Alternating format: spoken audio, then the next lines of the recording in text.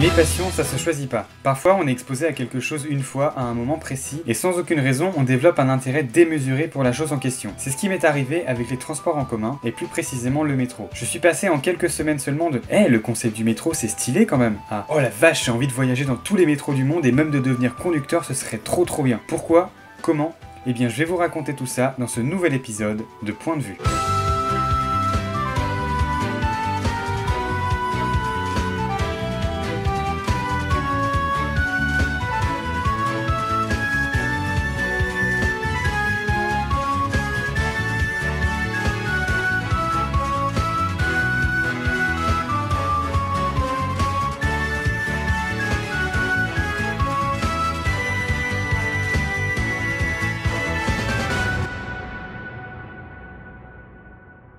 En 2017, j'ai obtenu mon baccalauréat. Je suis tout de suite parti étudier à la fac et j'ai choisi pour ce faire la ville de Rennes, ville que je ne savais pas avant d'aller y habiter, possède un métro. Il n'y a entre guillemets qu'une seule ligne de 15 stations, mais c'est déjà sympa. Et le métro, je connaissais pas du tout. L'image que j'en avais, c'était d'abord l'épisode de Bref sur le métro qui en dressait un portrait très négatif.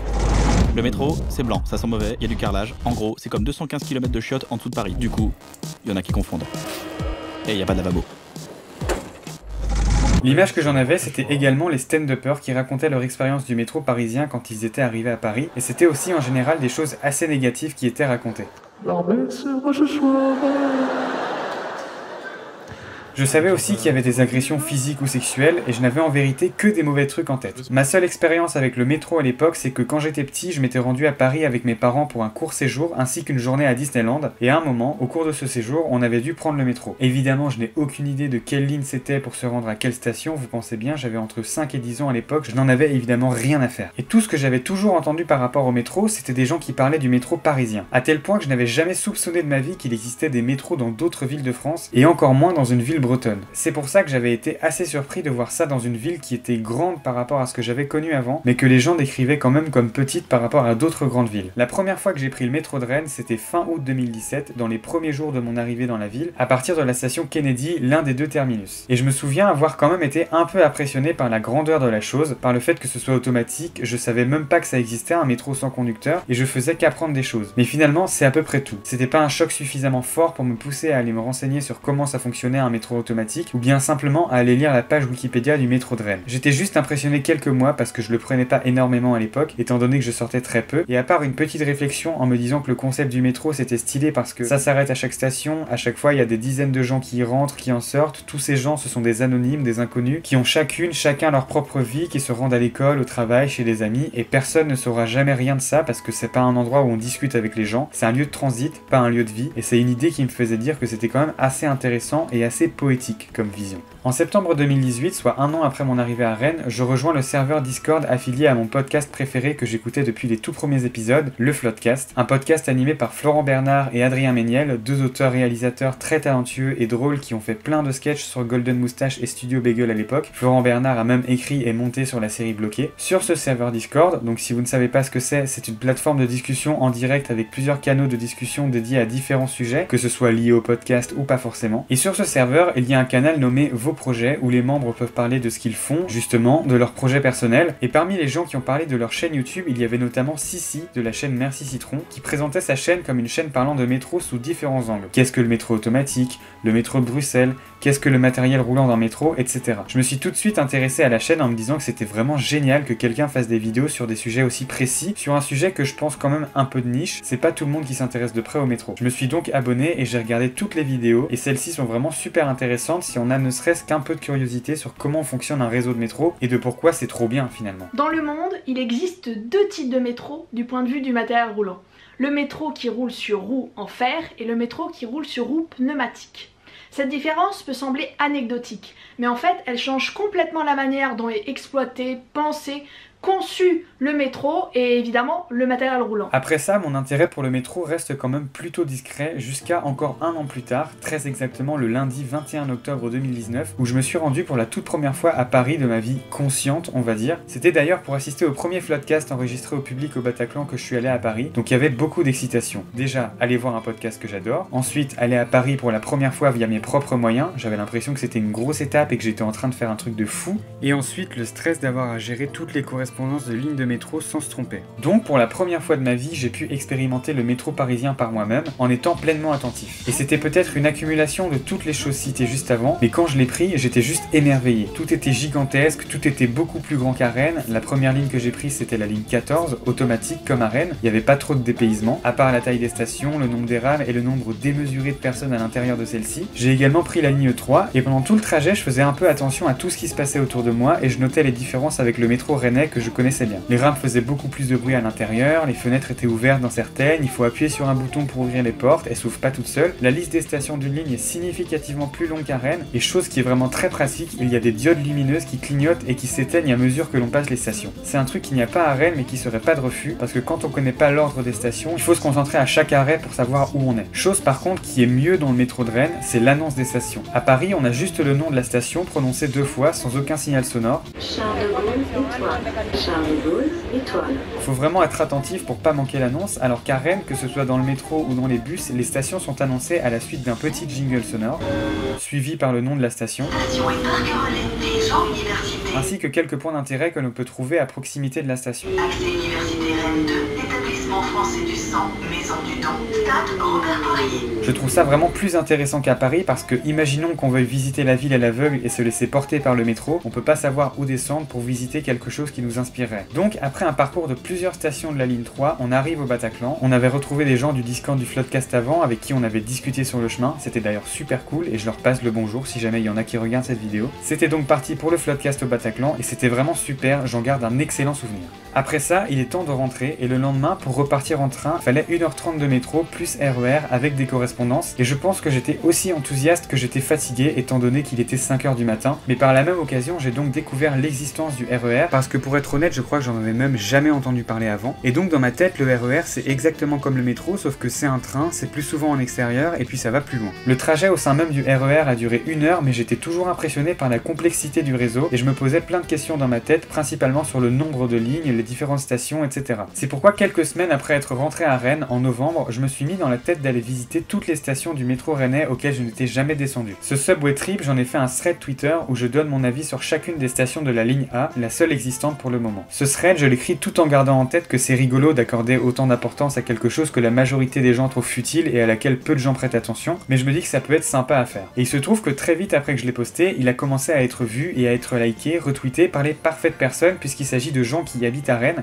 et prennent aussi le métro. Ça a mené à des trucs où les gens donnaient leurs propres avis sur des stations ou alors mon classement en faisant des petits commentaires parfois totalement premier degré et ça me faisait vraiment plaisir, ça m'amusait que le truc soit un peu pris au sérieux. Au final, mon thread a fait le tour d'une partie du Twitter rennais et j'en suis plutôt fier. Cependant, à ce point-là, je suis pas encore pleinement conscient que je vais devenir fan du métro. D'ailleurs, coïncidence incroyable, à la rentrée de septembre, un mois auparavant, j'avais décidé de commencer à collectionner mes tickets de métro et de les poser quelque part dans ma chambre pour faire un peu de déco, sans réfléchir du tout au fait que je fus potentiellement passionné. Très vite, je commence à rechercher des infos sur le métro de Rennes, sur le métro de Paris, et je commence à tomber dans une partie de YouTube que je ne soupçonnais absolument pas, les gens qui filment des trajets de métro de bout en bout, que ce soit de simples voyageuses ou voyageurs, ou alors même des conductrices et conducteurs qui mettent directement une caméra en cabine et qui après font des timelapses avec des effets de montage et le nom de chaque station quand on y arrive, etc. Je récupère un maximum d'infos sur la ligne B du métro de Rennes, qui était déjà en projet depuis des années et qui avait déjà été repoussé à plusieurs reprises, et toutes ces activités, j'en fais une chronique sur Syllab, la radio dont je faisais partie, le 3 décembre, que j'appelle Addict au métro, où je raconte tout ça et où je fais officiellement mon coming out de Ferrovipat, de passionné de transport ferroviaire. J'étais curieux de voir les vidéos du métro de Paris, alors j'ai été chercher des vidéos de gens qui filmaient tout le trajet de A à Z. Et j'ai trouvé, figurez-vous, que ça existe, et pas qu'un peu. J'ai trouvé des dizaines de chaînes différentes qui faisaient ça, Cab Ride, Terry Express, Billy Florian, ou encore Val 208 TCO Ramix XL, qui j'avoue ressemblent pas mal à des noms de vidéos pornographiques. Et en vrai, c'est un peu du porno pour les ferrovipates, les passionnés de transport.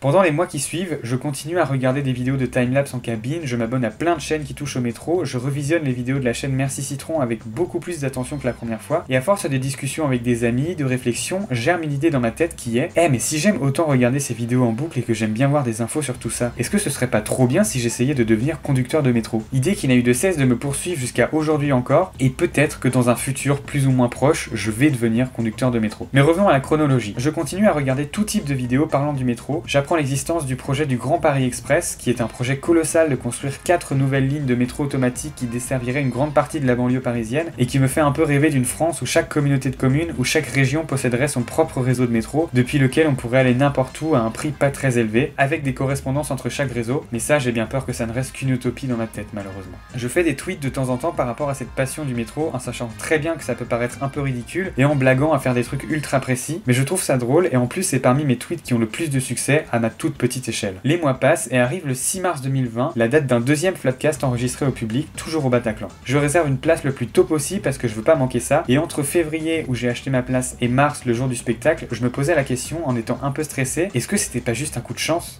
Est-ce que j'aime vraiment le métro? Est-ce que tout ce sur quoi je base ma personnalité entière depuis des mois est en fait simplement un malentendu?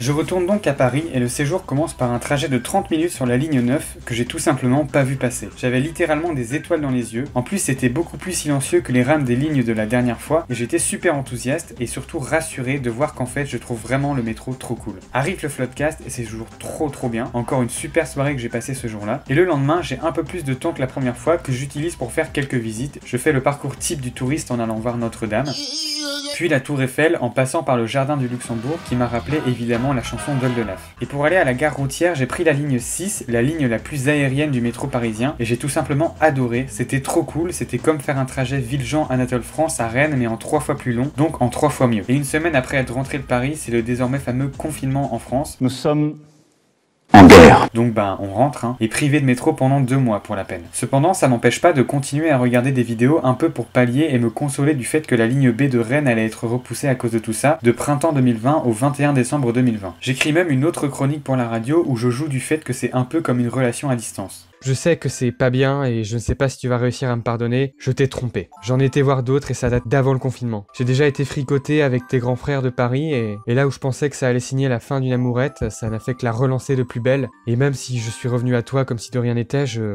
pensais encore à eux quand on était ensemble. Au déconfinement, une fois que je retourne à Rennes, j'évite de prendre le métro pendant littéralement 1 jour par peur du Covid, mais au final je résiste très peu et je le prends avec un masque et donc quand même un peu moins serein qu'avant. Pendant l'été 2020, j'ai l'occasion d'aller pour la première fois de ma vie à Nantes. D'ailleurs pour y aller j'ai pris le train pour la première fois et mon verdict c'est que c'est vraiment super agréable à condition d'avoir une place assise. En tout cas c'est devenu mon deuxième transport en commun favori derrière le métro. Enfin bref, donc je vais à Nantes et je suis assez enthousiaste parce que ça signifie que pour la première fois je vais pouvoir tester le tramway que je m'attendais pas à aimer au même niveau que le métro et force est de constater que c'est moins bien. Déjà les rails d'un tram c'est pas super beau je trouve, les stations n'ont rien de particulier, ce sont simplement des arrêts, on a l'impression de seulement attendre le bus alors que je trouve qu'il y a vraiment un charme à aller dans des stations de métro, on a le sentiment de rentrer dans un autre univers et dans un environnement vraiment spécifique, c'est presque comme si on entrait dans une attraction de Disneyland. En plus de ça, le tram roule à côté de la route et croise des voitures, ce qui le rend moins spécial que le métro qui est, comme on dit, en voie propre et trace juste sa route sans se soucier des voitures sur son chemin. Et autre chose, c'est qu'un tram, à part de rares exceptions, ça circule toujours en plein air. Il n'y a pas de long tunnel, de portions souterraines, ce qui rajoute à la sensation de simplement prendre un bus, mais avec des rails. Bon, je dresse un portrait assez négatif, mais c'est quand même cool, j'aime bien. Moins que le métro, mais j'aime bien quand même. J'ai pris le tram de Brest aussi d'ailleurs, qui est beaucoup mieux que celui de Nantes je trouve, mais aussi beaucoup plus récent, ça explique peut-être. Celui de Nantes date de 1985, alors que celui de Brest ne date que de 2012.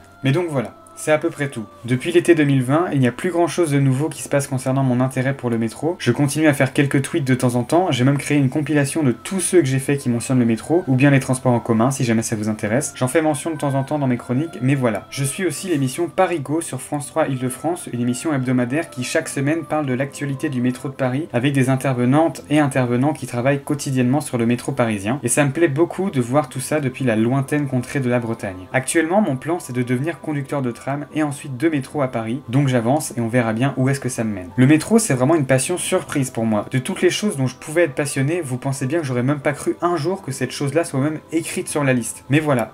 Maintenant que cette passion existe, je dois faire avec et je m'adapte. J'espère voir un jour l'ouverture de la ligne B du métro de Rennes qui à l'heure actuelle est censée ouvrir début 2022, alors je croise les doigts. J'ai conscience que c'est un truc un peu farfelu, un peu de niche et qui peut paraître un peu ridicule, mais c'est pour ça que j'en joue. Je suis conscient de tout ça et je trouve moi-même ça très drôle d'être passionné à ce point parce que c'est quelque chose de très niche et en plus de ça, en général, les gens qui sont passionnés d'un truc comme les trains ou donc le métro, c'est quelque chose qui apparaît pendant l'enfance, mais personnellement pas du tout. C'est arrivé à mes 20 ans, totalement par surprise et franchement je trouve ça vraiment cool. cool. Ce que j'aime dans le métro, c'est à quel point la mise en place d'un tel réseau est complexe qu'il faille adapter un réseau de métro à chaque ville, la construction des stations, comment celles-ci sont agencées, leur intégration dans le paysage d'une ville, l'impact que ça a sur les déplacements quotidiens des habitantes et des habitants, de voir toutes les parties de la chaîne qui font fonctionner une ligne de métro avec des dizaines voire des centaines de personnes qui travaillent en permanence dessus. J'aime le fait que ce soit très régulier, très rapide, que dans une grande ville on puisse aller presque n'importe où comme ça sans avoir besoin de prendre la voiture, et c'est pour toutes ces raisons-là que j'aime le métro. Après, j'ai bien conscience d'une chose, je suis un homme. Je suis beaucoup moins sujet à des gens qui viennent m'interrompre dans les espaces publics que toutes les femmes qui subissent du harcèlement de rue. J'ai conscience qu'il y a des agressions dans le métro, qu'il y a des agressions sexuelles, des viols, et que moi j'ai beaucoup moins de chances d'en être victime. J'ai le privilège d'être tranquille dans le métro et de juste kiffer le prendre, de pas devoir penser à des regards insistants que je pourrais me prendre, ou bien si je devrais passer par cette porte, si cette personne à côté va pas vouloir me bloquer le chemin ou quoi. J'aime le métro, mais je sais que j'ai la chance de pouvoir, quand je fais un trajet, simplement kiffer prendre le métro, sans avoir à faire attention à quoi que ce soit d'autre.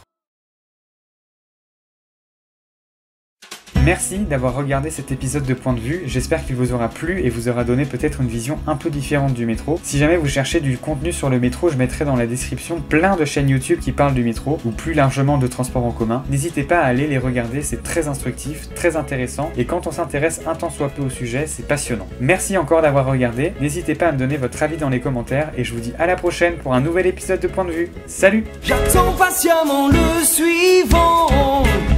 J'attends patiemment le suivant. J'attends patiemment le suivant. J'attends patiemment le suivant. J'attends. Anonyme comme tous ces gens. Anonyme comme tous ces gens. Anonyme comme tous ces gens. Anonyme comme tous ces gens.